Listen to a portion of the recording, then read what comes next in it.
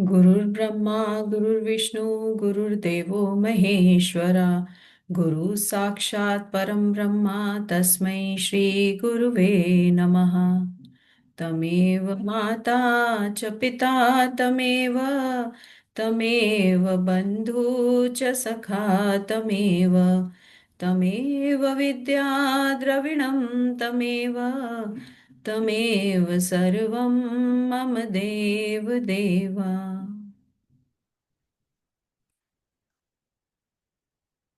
सूत जी बोले, हे मुनीश्वरों, सनत कुमार के परमार्थ प्रद को परमार्थ प्रद वचन को सुनकर पराशर पुत्र व्यास जी प्रसन्न हो गए। उसके अनंतर व्यास जी ने अत्यंत संतुष्ट हो सर्वज्ञ तथा कृपालु ब्रह्मपुत्र सनत कुमार को बारंबार प्रणाम किया।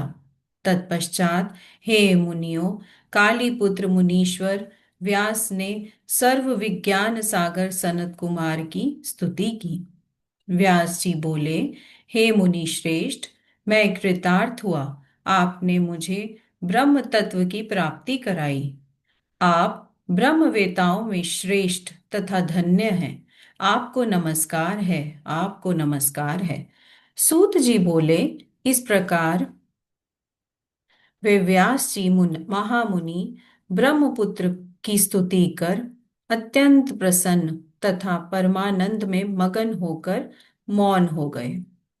हे शौनक, उसके बाद उनके द्वारा पूजित हुए सनत कुमार जी उनसे आज्ञा लेकर अपने स्थान को चले गए और इधर व्यास जी भी प्रसन्न चित्त होकर अपने स्थान को चले गए। हे ब्राह्मणों, मैंने इस प्रकार सनत कुमार एवं व्यास जी का ये सुख प्रदान करने वाला परमार्थ युक्त तथा ज्ञानवर्धक संवाद आप लोगों से कहा। यहाँ पर 28वां अध्याय पूर्ण होता है। यहाँ से 29वां अध्याय शुरू होता है। इस अध्याय में ब्रह्मा की आदि सृष्टि का वर्णन किया गया है। शौनक जी बोले, आपने परमार्थ प्रदान करने वाला सनत कुमार एवं व्यास जी का संवाद रूप जो महान आख्यान कहा, उसे मैंने सुन लिया। अब जिस प्रकार ब्रह्मा की सृष्टि उत्पन्न हुई उसे मैं सुनना चाहता हूँ। जैसा आपने व्यास जी से सुना है उसे मुझसे कहिए।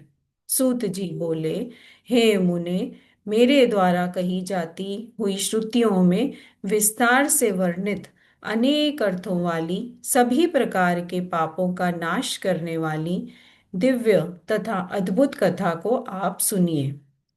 जो मनुष्य इसे पढ़ाता है अथवा बार बार सुनता है, वह अपनी वंश परंपरा को स्थिर रखते हुए स्वर्ग लोक में प्रतिष्ठा प्राप्त करता है। जो यानी कि परमात्मा प्रधान तथा पुरुष स्वरूप हैं, जो नित्य और सदात्मक हैं, उन्हीं पुरुष रूप लोक सृष्टा के द्वारा प्रधान अर्थात प्रकृति के माध्यम से सृष्टि की गई है।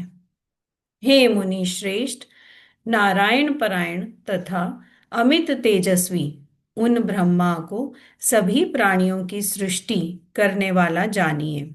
हे मुनि श्रेष्ठ, जिनसे सभी पवित्र कल्पों यानी पदार्थों की सृष्टि हुई तथा जिनसे सब कुछ पवित्र होता है, उन स्वयंभू को नमस्कार है। उन हिरण्य गर्भ पुरुष परमेश्वर को नमस्कार करके मैं इस सर्वश्रेष्ठ सृष्टि का वर्णन कर रहा हूँ। समय समय पर ब्रह्मा इस सृष्टि के सृजनकर्ता विष्णु, पालन करता एवं शिव जी संहरता रहे हैं। इनके अतिरिक्त सृष्टा अथवा लय करने वाला अन्य कोई नहीं है। नाना प्रकार की प्रजाओं की सृष्टि की इच्छा से भगवान स्वयंभू ने सर्वप्रथम जल को उत्पन्न किया और उसमें ओज का आधान किया। जल को नार कहा जाता है क्योंकि वह नर से उत्पन्न हुआ है। वह जल पूर्व समय में भगवान का आश्रय हुआ था, अतः वह नारायण कहे गए हैं। भगवान के द्वारा जल में आधान किए गए ओज से एक सुवर्णमय अंड प्रकट हुआ। उससे स्वयं ब्रह्मा उत्पन्न हुए, अतः वे स्वयंभू कहे गए हैं। भगवान हिरण्यगर्भ ने एक एक वर्ष तक वहां निवास कर उस अंडे को दो भागों में विभक्त किया और उनसे स्वर्ग तथा भूलोक का निर्माण किया। उन्होंने उसमें नीचे और ऊपर कुल 14 भुवनों की रचना की। प्रभु ने दोनों खंडों के बीच में आकाश का सृजन किया। उन्होंने जल में तैरती हुई पृथ्वी तथा 10 दिशाओं की रचना की और वहीं काल, मन, वाणी, काम, क्रोध एवं रति को बनाया। तत्पश्चात उन महातेजस्वी ने मरीचि, अत्रि, अंगीरा, पुलस्त्य, पुलह, क्रतु एवं वशिष्ठ इन 7 मानस ऋषियों को उत्पन्न किया। पुराण में ये ही 7 ऋषि ब्रह्मा के नाम से प्रसिद्ध हैं। उसके बाद पुनः ब्रह्मा जी ने क्रोध से उत्पन्न होने वाले रुद्रों की एवं सबके पूर्वज ऋषि सनत कुमार की रचना की। इस प्रकार ये सप्तऋषि पहले एवं रुद्र उनके बाद उत्पन्न होते हैं। सनत कुमार तो अपने तेज का संवरण कर स्थित रहते हैं, किंतु उन सप्तऋषियों के 7 महावंश उत्पन्न होते हैं, जो दिव्य देव ऋषियों से पूजित, क्रियाशील तथा महर्षियों से अलंकृत हैं। उसके बाद उन्होंने विद्युत, वज्र, मेघ, रोहित, इंद्रधनुष, जल एवं पर्जन्य को उत्पन्न किया। तदंतर उन्होंने यज्ञ संपादन के लिए ऋक्, यजु तथा सामवेद की रचना की। उन वेदों के द्वारा ही पूज्य देवगणों का यजन किया गया, ऐसा हम सुनते हैं। उन्होंने अपने मुख से देवताओं को, वक्षस्थल से पितरों को, उपस्थेंद्रिय से मनुष्यों को और जघन से दैत्यों को उत्पन्न किया। इस प्रकार प्रजा की सृष्टि करते हुए इस प्रकार प्रजा की सृष्टि करते हुए उन आपव अर्थात जल में प्रकट हुए प्रजापति ब्रह्मा जी के अंगों से उच्च तथा साधारण रेणी श्रेणी के बहुत से प्राणी प्रकट हुए। ब्रह्मा जी के द्वारा सृजन की जाती हुई सृष्टि जब नहीं बढ़ी, तब वे अपने शरीर को 2 भागों में विभक्त कर एक भाग से पुरुष और दूसरे भाग से नारी हो गए। इसके अनंतर अपनी महिमा से सारे संसार में व्याप्त होकर उन्होंने संपूर्ण प्रजा को उत्पन्न किया। भगवान विष्णु ने विराट यानी कि आपव ब्रह्मा जी को उत्पन्न किया। उन विराट ने पुरुष को उत्पन्न किया। उस पुरुष को ही द्वितीय सृष्टिकर्ता मनु समझिए तथा यहीं से मनवंतर का आरंभ भी मानना चाहिए।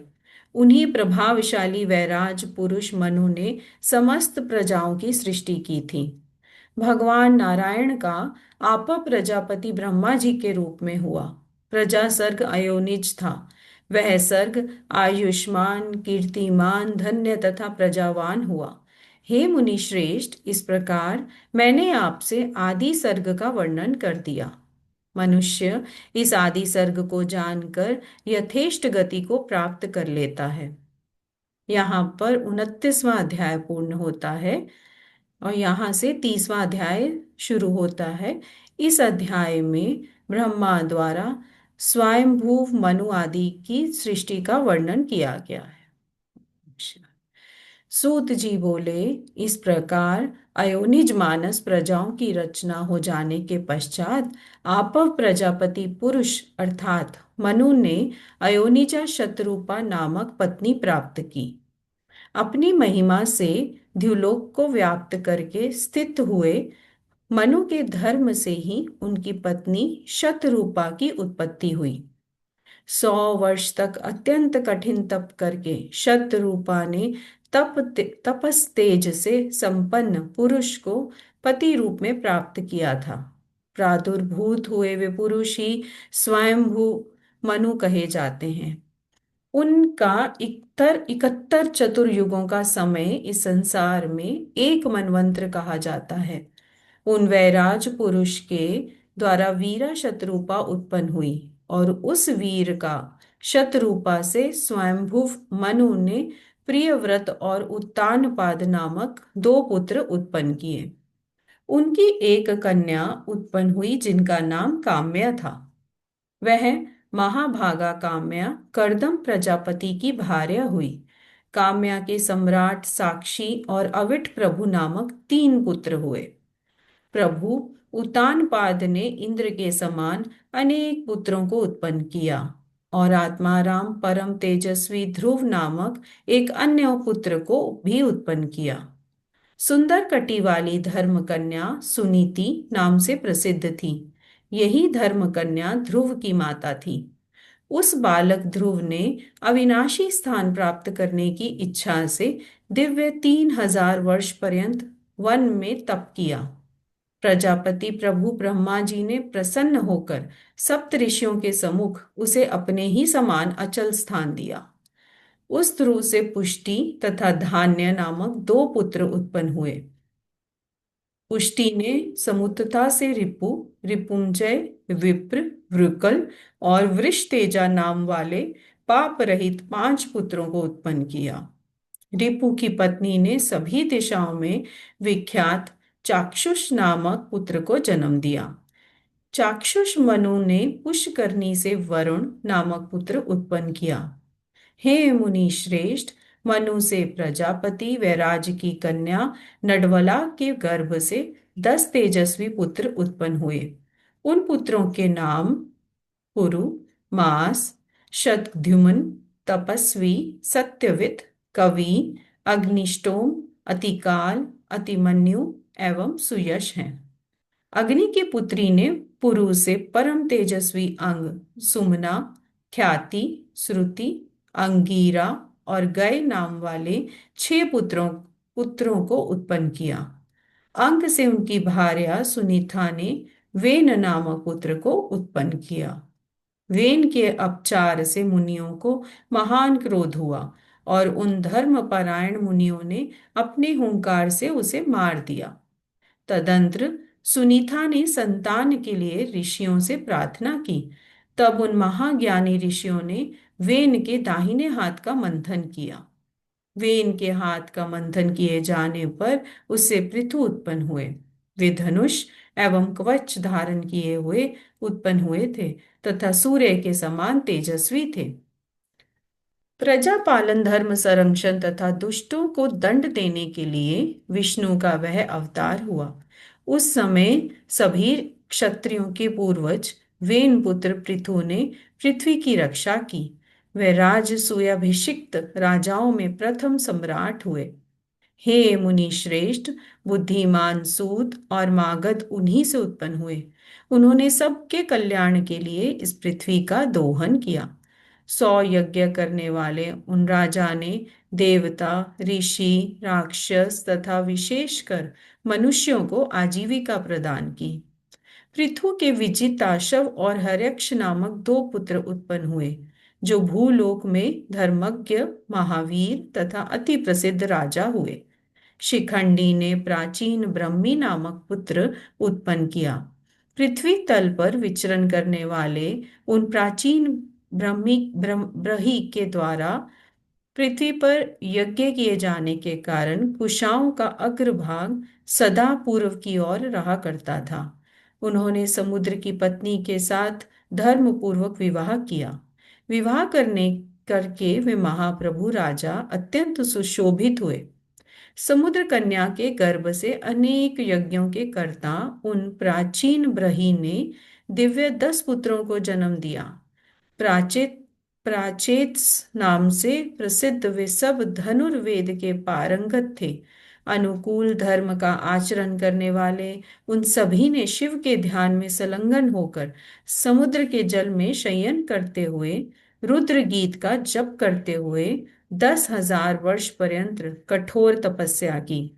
जिस समय वे तप कर रहे थे, उस समय रक्षा न की जाती हुई पृथ्वी पर प्रजाओं का क्षय होने लगा और सारी पृथ्वी पर पेड़ ही पेड़ हो गए। हे मुनि श्रेष्ठ, तपस्या से वर प्राप्त कर जब वे लौटे तो उन वृक्षों को देखकर उन्हें बड़ा क्रोध उत्पन्न हुआ और उन समर्थ तपस्वियों ने उन्हें जला देने का विचार किया। उन प्राचेत सोने अपने मुखों से अग्नि तथा वायु को उत्पन्न किया। वायु ने उन वृक्षों को उखाड़ डाला और अग्नि ने भस्म कर दिया। तब वृक्षों का क्षय देखकर और कुछ ही वृक्षों के शेष रह जाने पर प्रतापी राजा चंद्रमा उनके समीप जाकर कहने लगे। श्री सोम बोले, हे प्राचीन ब्रही के पुत्र राजाओं, आप लोग अपने क्रोध को शांत कीजिए और वृक्षों की इस सुंदर कन्या को स्वीकार कीजिए। भविष्य को जानने वाले मैंने गर्भ में इसका पोषण किया है। अतः हे महाभागो, सोमवंश को बढ़ाने वाली इस कन्या को आप लोग भार्य रूप से स्वीकार कीजिए। विद्वान सृष्टिकर्ता महातेजस्वी पुरातन ब्रह्मपुत्र दक्ष नामक प्रजापति इसके गर्भ से उत्पन्न होंगे। ब्रह्म तेज से संपन्न ये राजा अब आप लोगों के आधे तेज से एवं मेरे तेज से प्रजाओं की वृद्धि करेंगे। तब सोम जी के वचन से प्रचेताओं ने वृक्षों से उत्पन्न उस मनोहर कन्या को प्रेम के साथ धर्म पूर्वक भार्य रूप में ग्रहण किया। हे मुने, उन प्रचेताओं से उसके गर्भ से दक्ष नामक प्रजापति उत्पन्न हुए। परम तेज वाले वे सोम के भी अंश से उत्पन्न हुए थे। तब दक्ष ने मन से अचर, चर, दो पैर वाले एवं चार पैर वाले जीवों का सृजन करके मैथुनी सृष्टि प्रारंभ की। उन्होंने वीरन नामक प्रजापति की वीरनी नामक पतिव्रता कन्या से उत्पन्न विधान के साथ धर्म पूर्वक विवाह किया और उस कन्या से हर हरेशव नामक 10,000 पुण्यात्मा पुत्रों को उत्पन्न किया। वे सब नारद जी के उपदेश से विरक्त हो गए। ये सुनकर दक्ष ने पुनः उस स्त्री से सुबलाशव नामक 1,000 पुत्रों को उत्पन्न किया। वे भी उन मुनि के उपदेश से अपने भाइयों के मार्ग पर चले गए। वे विरक्त तथा भिक्षु मार्गी हो गए और पिता के पास नहीं गए। ये सुनकर अत्यधिक कुपित होकर उन दक्ष ने मुनि को दुस्सह शाप दे दिया। हे कलह प्रिय, तुम कहीं भी स्थिरता प्राप्त नहीं करोगे। हे मुनीश्वर, इसके बाद ब्रह्मा जी के द्वारा सांत्वना दिए जाने पर उन्होंने महाज्वाला स्वरूप तथा सभी गुणों से युक्त स्त्रियों को उत्पन्न किया। उन्होंने 10 कन्याएं धर्मराज को, 13 कश्यप को, 2 ब्रह्मपुत्र को और 2 अंगिरा को दी। हे मुनि श्रेष्ठ, उन प्रभु दक्ष ने 2 कन्याएं विद्वान मुनि कृशाशव को और नक्षत्र नाम वाली 27 कन्याएं चंद्रमा को प्रदान की। दक्ष की उन्हीं कन्याओं से देवता, असुर आदि उत्पन्न हुए। उनके बहुत से पुत्र कहे गए हैं। उन सभी के द्वारा जगत परिपूर्ण हो गया। हे विपेंद्र, तभी से मैथुनी सृष्टि का प्रादुर्भाव हुआ।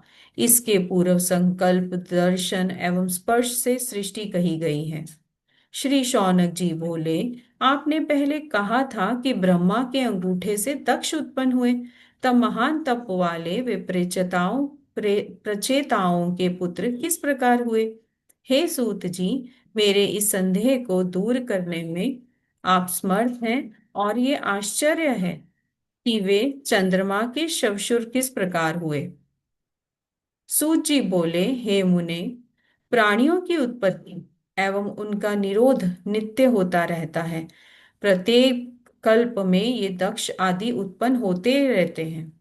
जो मनुष्य दक्ष की इस चराचर युक्त सृष्टि को जान लेता है, वह संतान युक्त एवं आयु से पूर्ण होकर स्वर्गलोक में प्रतिष्ठा प्राप्त करता है। यहाँ पर 30वां अध्याय पूर्ण होता है। यहाँ से 31वां अध्याय शुरू होता है। इस अध्याय में दैत्य, गंधर्व, सर्प एवं राक्षसों की सृष्टि का वर्णन तथा दक्ष द्वारा नारद के श्राप वृतांत का कथन कहा गया है। शौनक जी बोले, हे सूत पुत्र, आप देवगणों, दैत्यों, गंधर्वों, सर्पों एवं राक्षसों की सृष्टि का वर्णन विस्तार पूर्वक करें। सूत जी बोले, जब प्रजापति दक्ष की मानसी प्रजा की वृद्धि नहीं हुई तब वे तपस्या में निरत रहने वाली प्रजापति वीरण की पुत्री को विवाह कर ले आए। हे महाप्राज्ञ, उन्होंने मैथुन के द्वारा धर्म पूर्वक विविध प्रजाओं का सृजन किया। मैं संक्षेप में उन्हें बता रहा हूं, आप सुनिए। उस वीरनी का आश्रय लेकर दक्ष प्रजापति ने 5,000 पुत्रों को उत्पन्न किया। परमेष्टि ब्रह्मा जी के सृष्टि स्तर में उत्पन्न हुए नारद मुनि ने कश्यप जी से ये जानकर कि दक्ष की पुत्रियों से ही सृष्टि का विस्तार होगा, उत्पन्न हुए उन दक्ष पुत्रों को देखकर उनसे कहा, हे अबोध बालकों, तुम लोग पृथ्वी का विस्तार बिना जाने भला किस प्रकार सृष्टि करोगे? दिशा को जाने बिना कोई अपने लक्ष्य को कैसे प्राप्त करेगा? इसलिए तुम लोग पृथ्वी की दिशाओं का पता लगाओ। उनके द्वारा ऐसा कहे जाने पर वे सभी अपनी शक्ति से दिशा का ज्ञान करने के लिए चल दिए। उसका अंत ना पाकर वे पुनः अपने पिता के घर नहीं लौटे। यह जानकर दक्ष ने पुनः 500 पुत्रों को उत्पन्न किया। इसके बाद सर्वदर्शी उन नारद ने उनसे भी कहा। नारद जी बोले, तुम लोग पृथ्वी का प्रमाण जाने बिना किस प्रकार सृष्टि करोगे? हे मूर्खो, तुम सब सृष्टि करने के लिए भला कैसे उद्यत हो गए हो? सूत जी बोले, वह वचन सुनकर वे सभी दिशाओं में चले गए, जैसे पहले वे दक्ष पुत्र सुबलाशव तथा हर्यशव चले गए थे। दिशाओं को बिना अंत वाला पाकर वे पराभव को प्राप्त हुए और आज तक नहीं लौटे। जिस प्रकार समुद्र को प्राप्त कर नदियां पुनः नहीं लौटती हैं, हे मुने, उसी समय से कोई भी भाई अपने भाई की खोज में नहीं जाता। यदि चला भी जाए तो नष्ट हो जाता है। ऐसा सोचकर बुद्धिमानों को भाई की खोज में प्रवृत्त नहीं होना चाहिए। उसके अनंतर उन पुत्रों को नष्ट हुआ जानकर उन दक्ष प्रजापति ने क्रोधपूर्वक महात्मा नारद जी को ये शाप दे दिया, हे कलह प्रिय, आप कहीं भी स्थिति प्राप्त नहीं करेंगे। आपके सानिध्य से लोक में सदा कलह होगा। तब ब्रह्मा जी ने दक्ष प्रजापति को शांत किया। उसके बाद उन्होंने वीरनी से 60 कन्याओं को उत्पन्न किया, ऐसा हमने सुना है।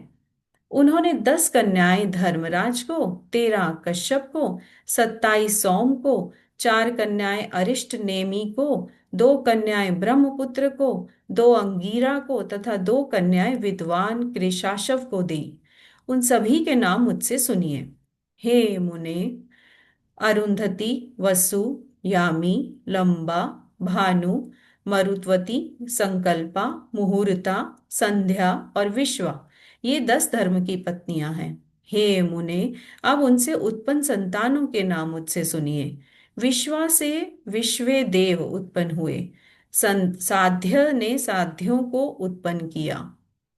मरुत्वती से मरुत्वान, वसु से वसु, भानु से भानु, मुहूर्ता से सभी मुहूर्तज, लंबा से घोष, यामी से नागवीथी एवं उस अरुंधति से पृथ्वी विष्णु उत्पन्न हुए। संकल्पा से सत्यवादी संकल्प नामक पुत्र उत्पन्न हुआ। हे शौनक, वसु के अय आदि 8 पुत्र हैं, उनके नाम सुनिए। अय, ध्रुव, सोम, धर, अनिल, अनल, प्रत्युष तथा प्रभास नाम वाले 8 वसु पुत्र हैं। अय के पुत्र वैतंड, श्रम, शांत एवं मुनि हुए। समस्त लोगों को प्रभावित करने वाले भगवान काल ध्रुव के पुत्र थे। सोम के पुत्र भगवान वर्चा हुए, जिनसे मनुष्य वर्चस्वी होता है। धर के पुत्र द्रविण, हुत एवं हव्यय हुए। मनोहरा से शिशिर, प्राण एवं रमण उत्पन्न हुए। अनिल की शिवा नामक भार्य थी, जिसके अनिल से 2 पुत्र उत्पन्न हुए। पुरोजव एवं अविज्ञात गति अग्नि के पुत्र कुमार हुए, जिनकी उत्पत्ति श्रीयुक्त सरकंडों के वन में हुई। उन कुमार के पृष्ठ देश से भी पुत्र शाख, विशाख एवं नैगमय हुए। वे कार्तिकेय कृतिकाओं के पुत्र भी कहे गए हैं। प्रत्युष के पुत्र केवल देवल नामक ऋषि हुए। उन देवल के भी महाबुद्धिमान तथा संतानशील 2 पुत्र उत्पन्न हुए। बृहस्पति की बहन ब्रह्मचारिणी थी, जो स्त्रियों में श्रेष्ठ थी। वह योग में सिद्ध होकर समस्त संसार में भ्रमण करने वाली थी। वे आठव वे आठवें वसु प्रभास की पत्नी हुई। हे महाभाग, उस प्रभास के प्रजापति विश्वकर्मा नामक पुत्र उत्पन्न हुए, जो हजारों शिल्पों के कर्ता, देवताओं के कारीगर, सभी प्रकार के आभूषणों के निर्माता एवं शिल्पकारों में श्रेष्ठ हुए, जिन्होंने सभी देवताओं के विमानों का निर्माण किया और जिन महात्मा के शिल्प द्वारा मनुष्य आजीविका प्राप्त करते हैं।